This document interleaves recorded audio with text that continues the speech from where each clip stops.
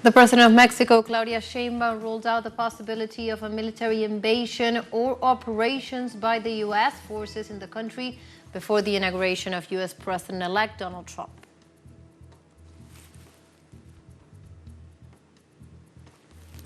In Switzerland, more than 1,000 farmers demonstrate in front of the Federal Office for Agriculture near Bern to demand better pay and less red tape.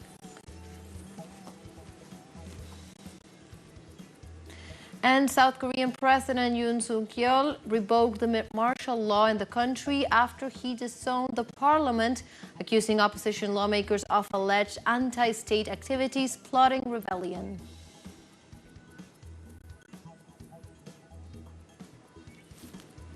Hello and welcome to From the South. My name is Beren de los Santos. I'm from the teleSUR studios in Caracas, Venezuela. We begin with the news. The president of Mexico, Claudia Sheinbaum, ruled out the possibility of a military invasion or operations by U.S. forces in the country before the inauguration of U.S. President-elect Donald Trump. The head of state assured that she will maintain a good relationship with the U.S. President-elect, highlighting that they recently spoke about collaboration regarding sovereignty. In addition, Sheinbaum indicated that the government is prepared to face the eventual massive deportation of undocumented migrants to Mexico, as Trump had anticipated. Sheinbaum also pointed out that Mexico will collaborate to address the migration issue. Still, she considered that the United States must maintain regular migration policies, such as those currently implemented by U.S. No va a ocurrir.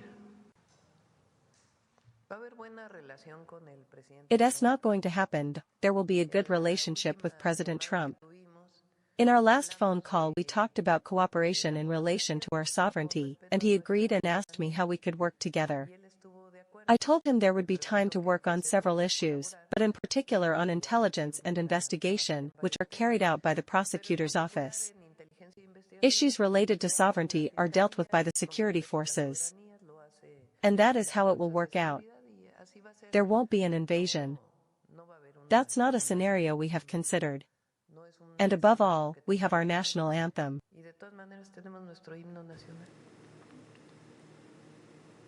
And also during her daily conference, the Mexican president assured that the United States needs immigrants to make the economy work.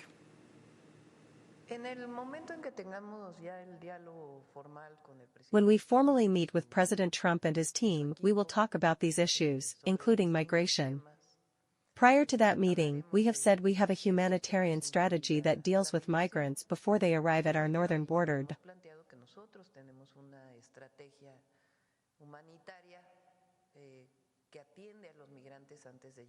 We also agreed that migration channels should be opened up to allow legal migration. The government of President Biden has some of them implemented, and the United States needs them.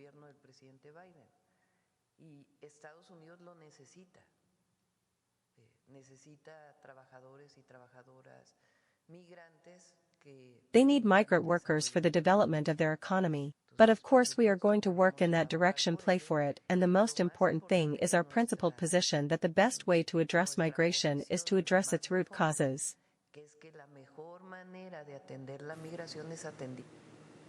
And in this context, the head of state also stressed that her administration is taking all measures in case of a mass deportation of Mexicans from the United States, and assured that her government will keep in its agenda with Washington the blockades against Cuba and Venezuela, which are affecting the peoples of those countries. Most families do not migrate for pleasure, they migrate out of necessity.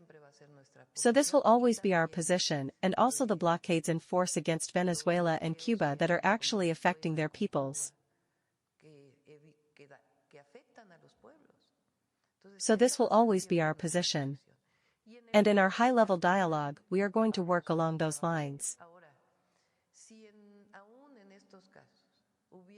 However, even if deportations should take place, we are also taking all measures to welcome back all Mexicans who for any reason are deported from the United States.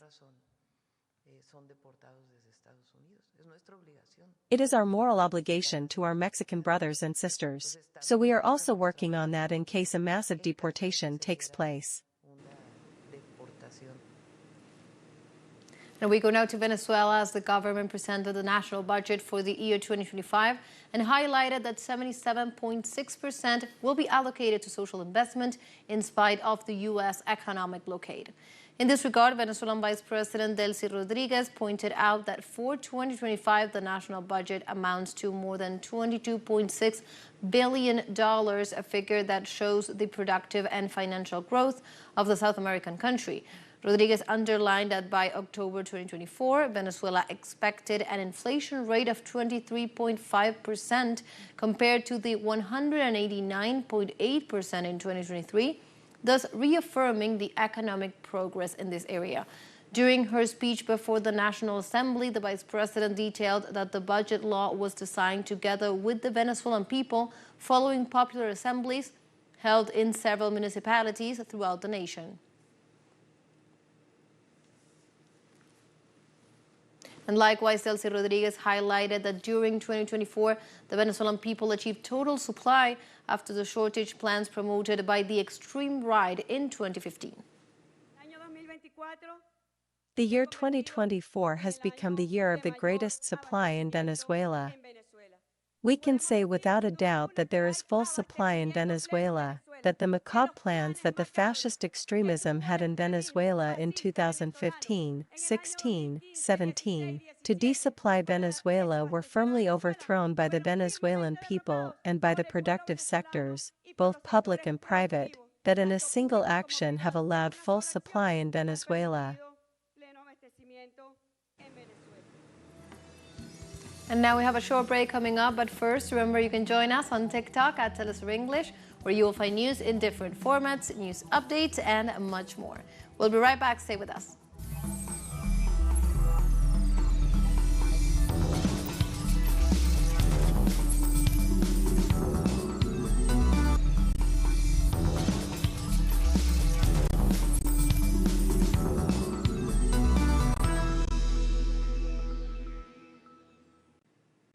Welcome back to From the South. In Switzerland, more than 1,000 farmers demonstrate in front of the Federal Office for Agriculture near Bern to demand better pay and less red tape. Clanging their cowbells, Swiss farmers demanded fair prices for produce, greater certainty in the industry, and less cumbersome bureaucracy. In this regard, some demonstrators brought a coffin with a straw farmer inside to highlight the number of suicides in the agricultural sector, while others played table tennis with the ball representing the farmers and the players representing the ministry, politicians, and the country's major supermarket chains. Rally organizers said that 2024 had been a tough year for Swiss farming families due to difficult market circumstances, high level of suffers uncertainty, and challenging weather conditions. The AFAG wants us to be 50% more productive in the future, but it's not giving us the means to do so. More rules, more controls, less land and less money for production, not to mention foreign competition with lower production costs. Mainly prices and better pay.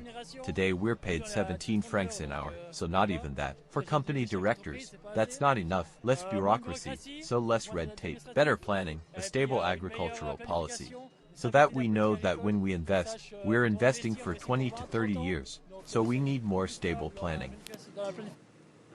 And protests continued for the fifth consecutive day in Georgia after Prime Minister Irakli Kobadice announced negotiations to enter the European Union were suspended until the end of 2028. The ongoing protesters have led to numerous clashes between demonstrators and the police. According to Kobadice, the opposition has orchestrated the violence, and the European Union is using the negotiation process as an instrument of blackmail against Georgia, demanding reforms contrary to the nation's sovereignty. During the past few days, the country has come under external pressure from the EU, which has threatened with direct consequences, and from the United States, which announced the suspension of its strategic association with the country.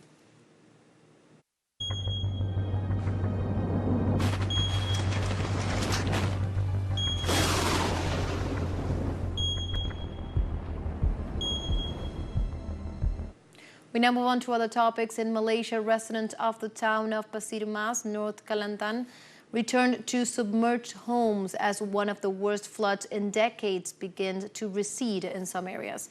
According to Malaysian disaster authorities, more than 94,000 people have not yet returned to their homes after being evacuated by the floods, and 5 people have been reported dead. In this context, footage on social media showed people stacking up sandbags in front of their homes, which were surrounded by inundated land, as heavy rains have affected more than 660,000 households in the south of the country since November 22nd. Heavy monsoon rains hit Southeast Asia every year, but man-made climate change is causing more intense weather patterns that can make destructive flooding more likely. I live in this area, and maybe this year has been the worst for me. 2022 was already really bad. Back in 2022, many of my belongings were damaged, and everything had to be thrown away. I didn't have insurance or anything, so I suffered big losses. I thought that was the worst, but this year has been even worse. And in this context, the UN Convention to Combat Desertification warned that humanity needs $1 billion of daily investments to fight desertification and drought. The international organization detailed that at least 40% of the world's land is degraded, affecting more than 3.2 billion people. In a report of the UN, the organization requests nearly $2.6 trillion in investments until 2030 to restore more than 1 billion hectares of degraded land. The document also noted that droughts have increased by 29% since 2000, and forecasts show that by 2050, 3 out of 4 people in the world could be affected.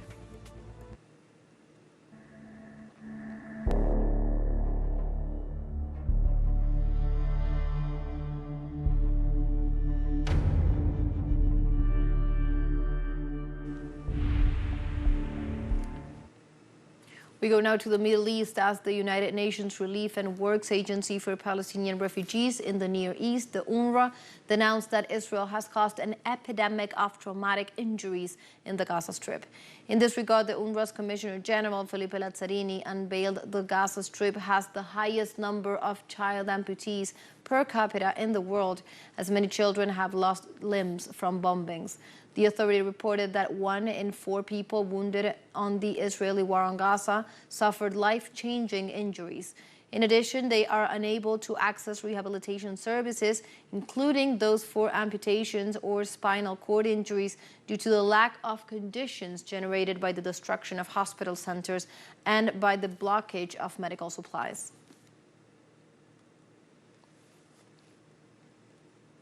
And in Syria, the army maintains full control over the city of Hama after the terrorist offensive. The Ministry of Defense of the Arab country informed that the Syrian Arab Armed Forces maintain full control of the city of Hama after several websites published that terrorist groups had infiltrated the neighborhoods of Al-Sawaiq and Al-Masarif in the city of Hama. In this regard, the Ministry of Defense pointed out that this information is not true and that it is part of a psychological fight. The ministry also pointed out that the country's armed forces are located along the perimeter of the city and in advanced directions with fortified defensive positions. And we have a second show break coming up, but before we invite you to visit our YouTube channel at teleSUR English. There you will be able to rewatch your interviews, top stories, special broadcastings, and more. Hit the subscribe button and activate the notification bell to stay up to date on the world's most recent events. Final show break, don't go away.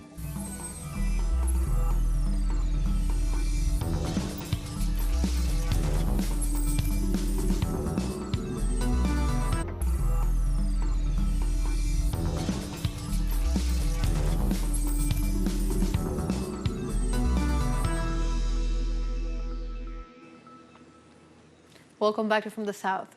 South Korean President Yoon Suk-yeol revoked a martial law in the country after he dissolved the parliament, accusing opposition lawmakers of alleged anti-state activities and plotting rebellion.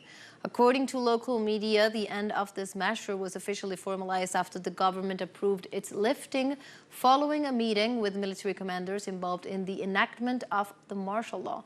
The South Korean president also stated that troops have already been withdrawn from the streets and that activities will return to normal. It is worth noting that the imposition of the law followed the approval of a budget reduction reform and the motion of censure of the Attorney General by the opposition Democratic Party, measures that were described by President Yoon as pro-North Korea. 존경하는 국민 여러분. Dear respected citizens, last night at 11 p.m., I declared a martial law with a resolute determination to protect the country from anti-state forces that were attempting to paralyze the essential functions of the state and collapse the constitutional order of liberal democracy.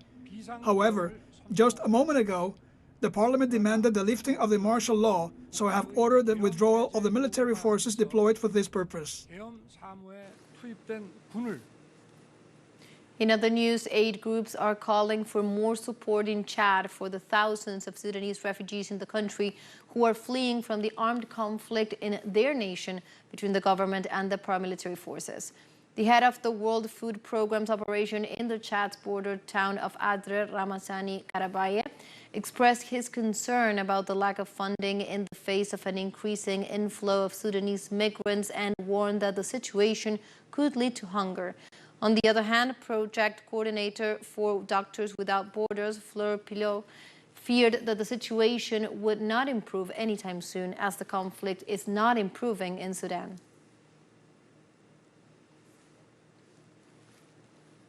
And South African President Cyril Ramaphosa said on Tuesday that he would use the G20's presidency, the first by an African nation, to put the priorities of the African continent into the agenda of the powerful Global Economic Forum. We have dubbed this G20 as a great moment for our continent as well as for the Global South.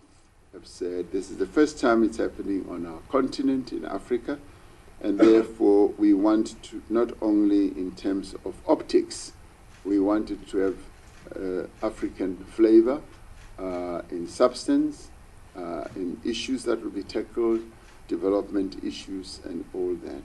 We've been a member of the G20 as a lone voice for the longest time. We've now been joined by the AU, we're very pleased, but there are specific key countries on our continent that are sister countries that also needs to be brought within the fold so that we can raise the voice from Africa, the neglected continent for the longest time. And also in other news, families are recovering the bodies of their loved ones from a morgue in the Guinean city of Nkerekore following a deadly stadium stampede that claimed dozens of lives. Chaos broke out when fans protested a referee's call and thousands tried to flee the stadium. According to local media reports, security forces used tear gas, while some eyewitnesses say that law enforcement failed to help them leave the stadium. Tens of thousands had gathered to watch a match between the local teams who were competing in the national tournament. The country's prime minister has insisted that authorities are trying to work out who is responsible for this incident.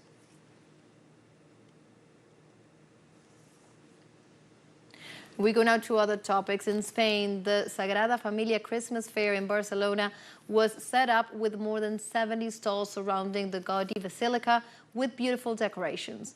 This event has been organized every year since 1962 at the Basilica Square in the Ensanche district of the city of Barcelona. The stalls are distributed in 4 sectors: Christmas trees and plants, nativity scenes, and Christmas decorations in general, food and gifts, with handmade products, jewelry, and clothes. This fair helps artisans from all over the region to sell their products at fair prices and without intermediaries. The fair will remain open until December 23rd.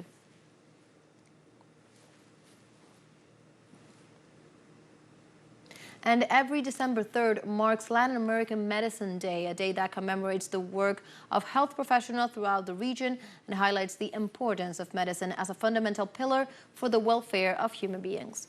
The date coincides with the birth anniversary of one of the greatest exponents of medicine in Cuba, Dr. Carlos Juan Finlay Ibarres, recognized for his research on yellow fever and his contribution to the understanding of vector-borne diseases.